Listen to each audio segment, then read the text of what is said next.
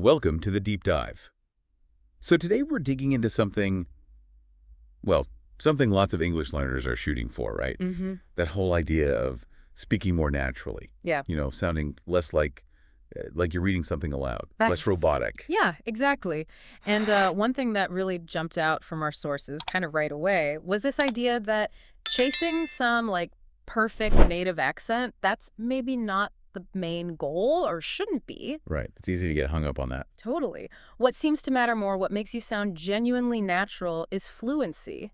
It's that confidence, being clear, connecting with people. Without feeling like you're constantly doing mental gymnastics, translating word for word. Precisely. That's the core of it. Okay. So our dive today is all about finding those practical steps, the actionable things you can do to sound more natural, more at ease in English.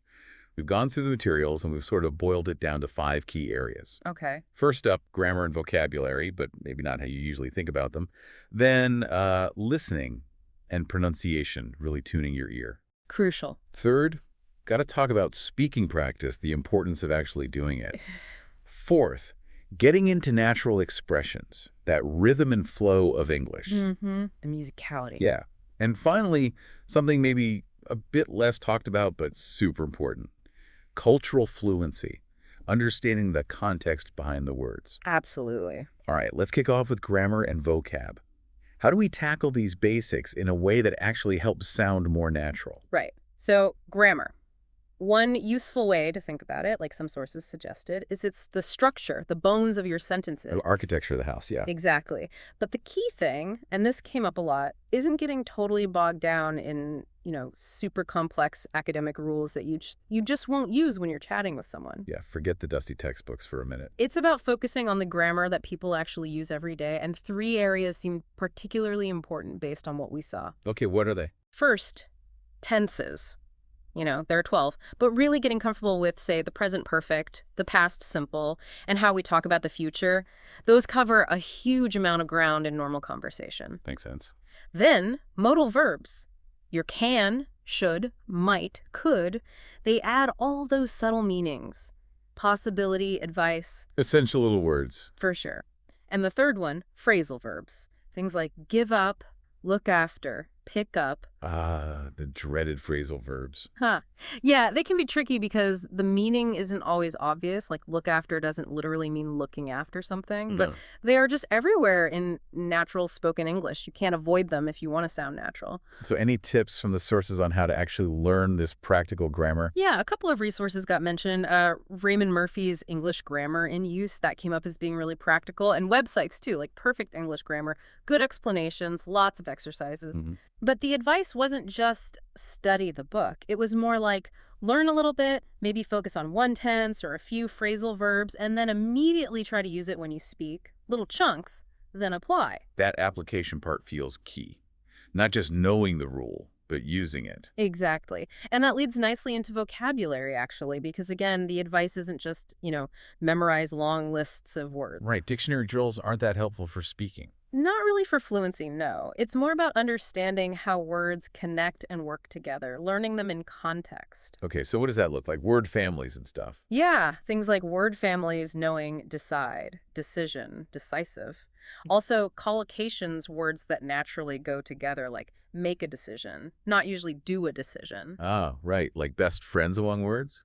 Kind of. And also learning chunks of language, common phrases like on the other hand, or first of all. You learn the whole chunk. Okay, so take decision instead of just the definition. Learn phrases like make a decision, a tough decision, decide on something. You see how it's used. Our sources stress that this is much closer to how native speakers actually learn and use vocabulary through patterns and context, not just single words. Gotcha. Okay, so master the practical basics, learn vocab in context. That's step 1.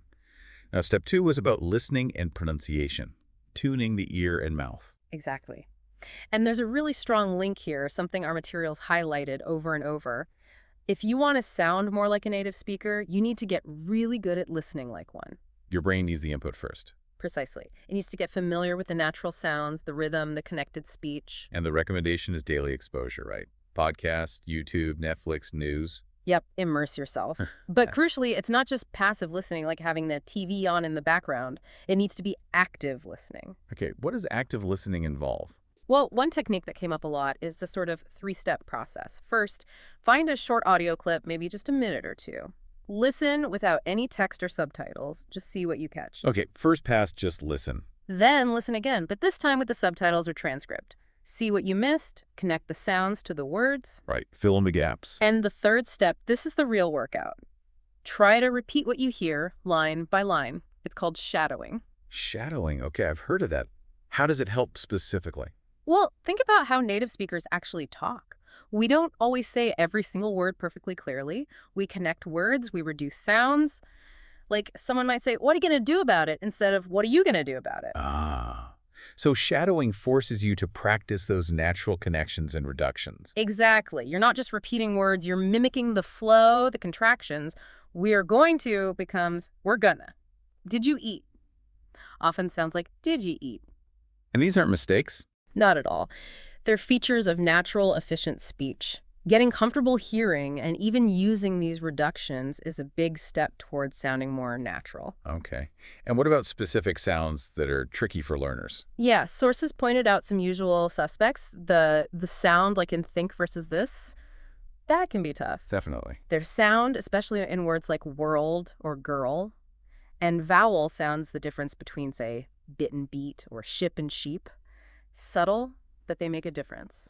So targeted practice on those sounds. Absolutely. And there are great resources for this. YouTube channels like Rachel's English or Speak English with Vanessa were mentioned as being really good for breaking down pronunciation, showing you mouth positions, and giving exercises. Cool. Okay, so build the foundation, train the ear, work on specific sounds. Now, what about actually speaking? Yeah. Step 3. Yes, the doing part. And honestly, the message here was loud and clear. You have to speak. Regularly. Daily, if possible. It's like building a muscle, right? Mm-hmm. Got to exercise it. Exactly that.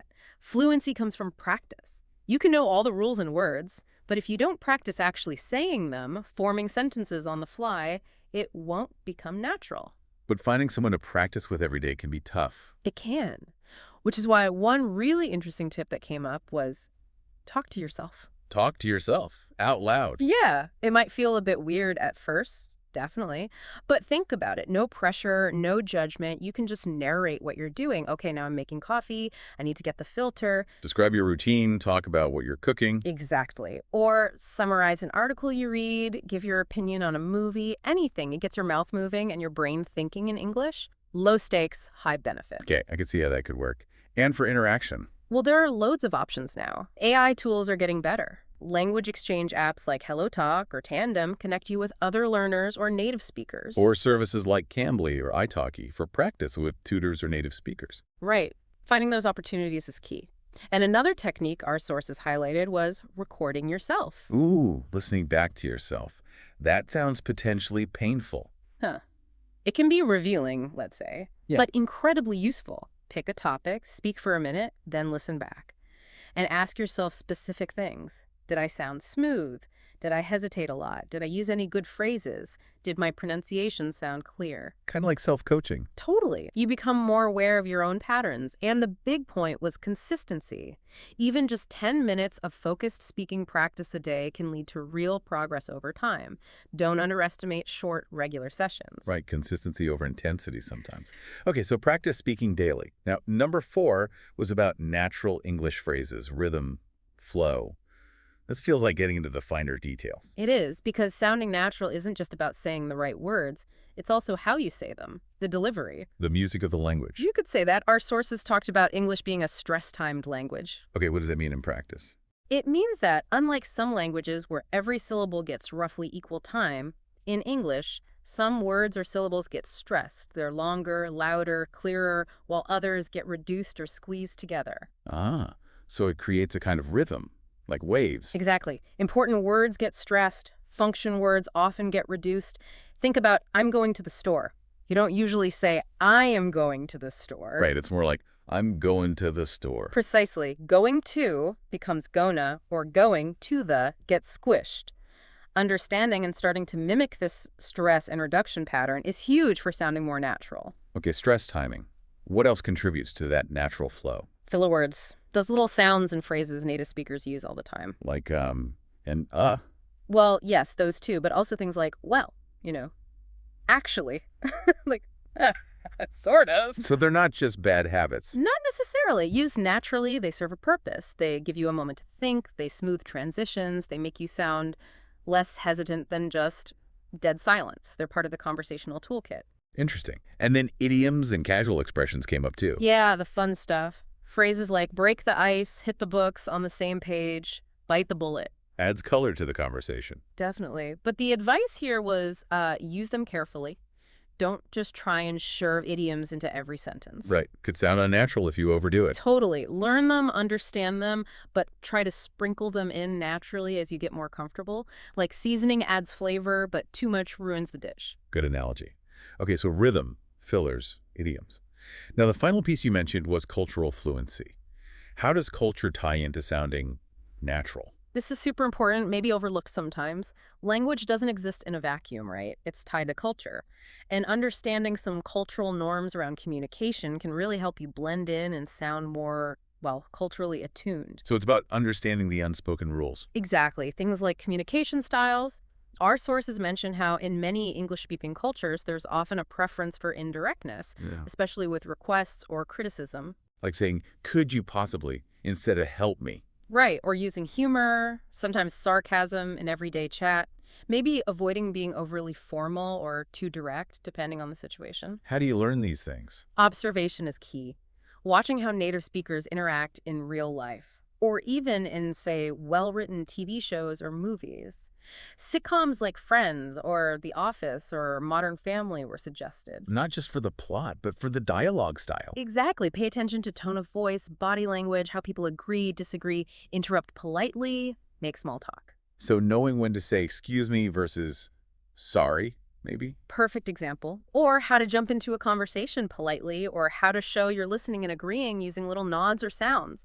These things contribute hugely to how natural and effective your communication feels to a native speaker.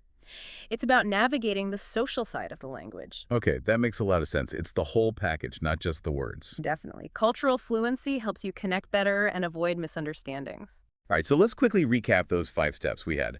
Focusing on practical grammar and learning vocabulary in context. Then active listening and shadowing to tune your ear and practice pronunciation. Making daily speaking practice happen, even if it's just talking to yourself. Getting the hang of natural rhythms, stress, fillers, and some idioms. And finally, understanding the cultural context, the unspoken rules of communication. That about covers the main pillars we identified. And a really crucial takeaway that seemed to run through everything was don't wait for perfection. Absolutely not. Fluency isn't an endpoint you suddenly reach. It's built through trying, making mistakes, learning from them, and just keeping going. Persistence is key. Yeah, it's a journey.